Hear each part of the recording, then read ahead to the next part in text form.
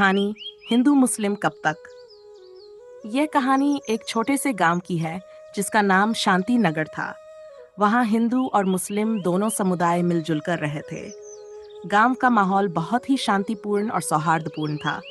लोग एक दूसरे के त्योहारों में शरीक होते, साथ में खाना खाते और हर दुख सुख में एक दूसरे का साथ देते थे।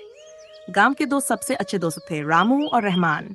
रामू हिंदू था और रहमान मुस्लिम, लेकिन उनके बीच कभी भी धर्म आड़े नहीं आया। वे बचपन से साथ बड़े हुए थे, साथ खेलते, पढ़ते और अपने अपने परिवार की मदद करते थे।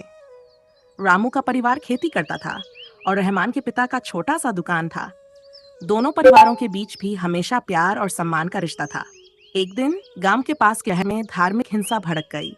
कुछ बाहरी तत्वों ने हिंदू मुस्लिम के बीच नफरत फैला दी। ये नफरत धीरे धीरे गांव में भी पहुंचने लगी। लोग अचानक धर्म के नाम पर बंटने लगे। गांव में एक अनकही दीवार खड़ी होने लगी। जहां कभी लोग एक दूसरे के साथ त्योहार मनाते थे, अब वे दूरी बनाने लगे। रामू और रहमान के रिश्ते पर भी इसका असर पड़ने लगा।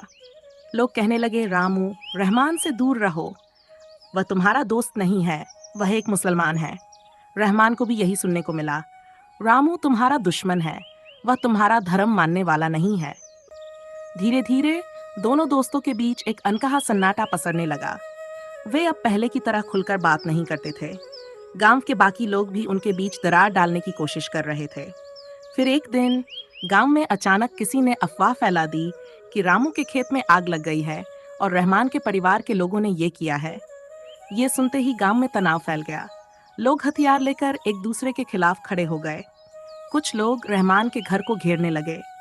रामू को जब ये बात पता चली तो वह भागते हुए रहमान के घर पहुंचा और चिल्लाया, ये झूठ है, रहमान ने ऐसा कुछ नहीं किया, हम एक दूसरे के दुश्मन नहीं हैं। लेकिन भीड़ उसकी बात सुनने को तैयार नहीं थी। तभी रामू ने रहमान के घर के सामने खड़े होकर कहा, अगर रहमान मेरा दुश्मन है तो पहले मुझे मारो।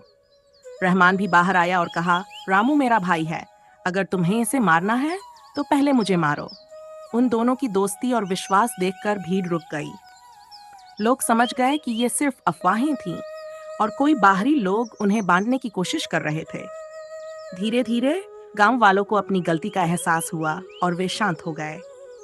उस दिन के बाद गांव के लोगों ने तय किया कि वे कभी भी धर्म के नाम पर नहीं बंटेंगे। रामू और रहमान की दोस्ती फिर से पहले जैसी हो गई। गांव के लोग समझ गए थे कि धर्म से बड़ा है इंसानियत, और जब तक हम एक दूसरे को दुश्मन समझते रहेंगे, तब तक नफरत फैलाने वाले लोग जीते रहेंगे।